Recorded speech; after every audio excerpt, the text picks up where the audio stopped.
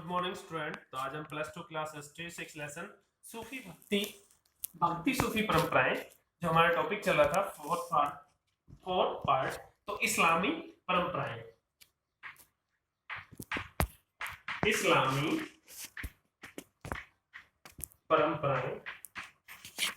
तो देखते हैं हम इस्लाम के प्रति। जैसे इससे पहले हमने हिंदू रिलीजन के बारे में पढ़ा है, Vishnu and Shiva, God of Shiva and Vishnu के बारे में।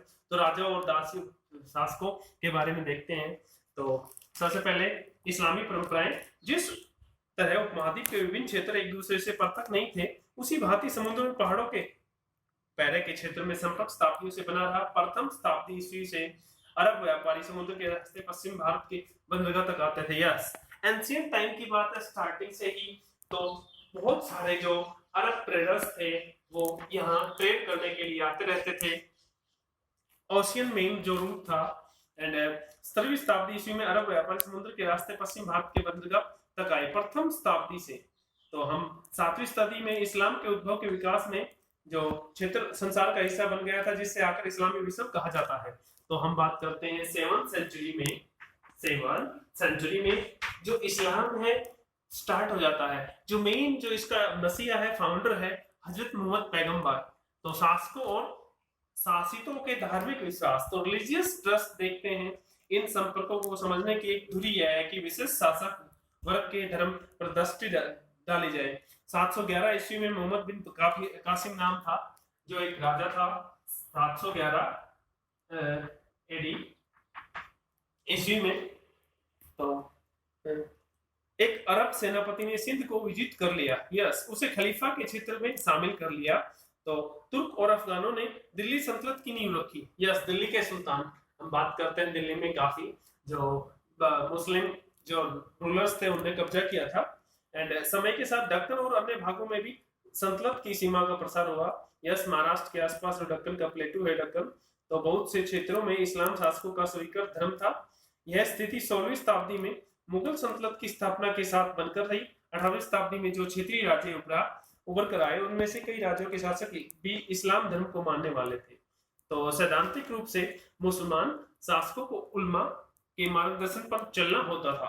उल्मा उनका जो रिलीजियस फेमस होता है, धर्म से संबंधित, उल्मा से यह अपेक्षा की जाती थी कि वे शासन में शरिया का अमूल सुनिश्चित कराएंगे। किंतु उपमहाद्वीप में स्थिति जटिल थी क्योंकि बड़ी जनसंख्या इस्लाम धर्म को मानने वाली नहीं थी। इस संदर्भ में जिम्मी जो उत्पत्ति हुई, इसकी अरबी शब्द जिम्मा से अर्थात सुरक्षित श्रेणी का प्रादुर्भाव हुआ है। जिम्मी वे लोग होते थे जो उद्घटित धर्म ग्रंथ को मानने वाले थे, जिसे इस्लामी शासकों के क्षेत्र में रहने वाले यहूदी और ईसाई, ये लोग जजिया नामक कर चुकाकर मुसलमान शासकों द्वारा संरक्षण थे। जजिया एक टैक्स है,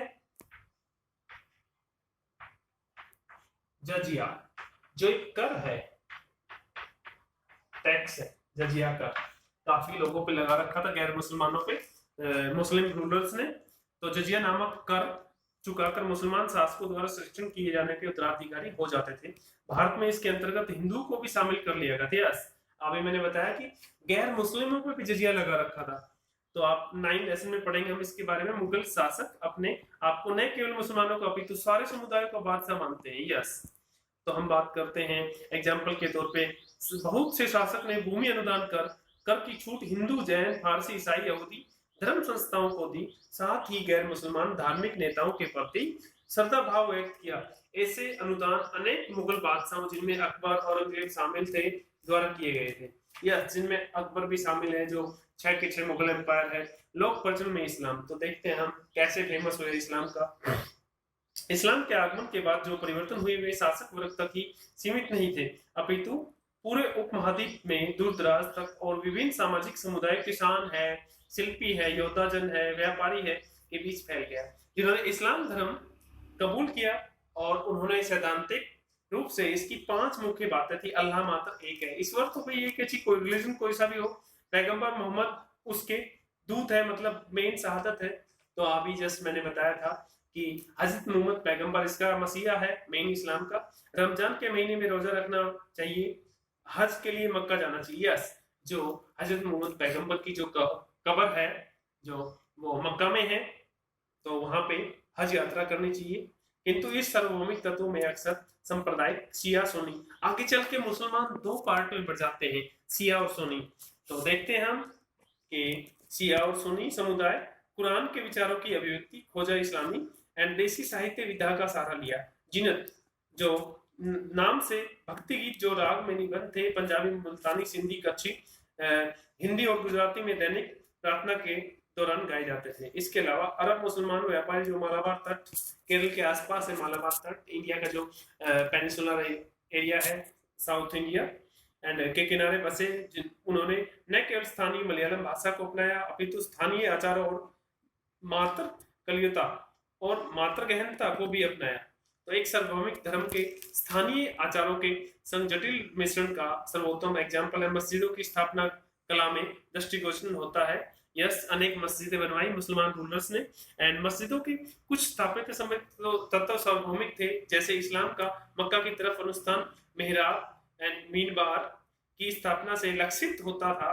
बहुत से तत्व ऐसे थे जिनमें भिन्नता देखने में आती है, जैसे छत निर्माण का सामान। तो थैंक यू, आज के टॉपिक में बस इतना है।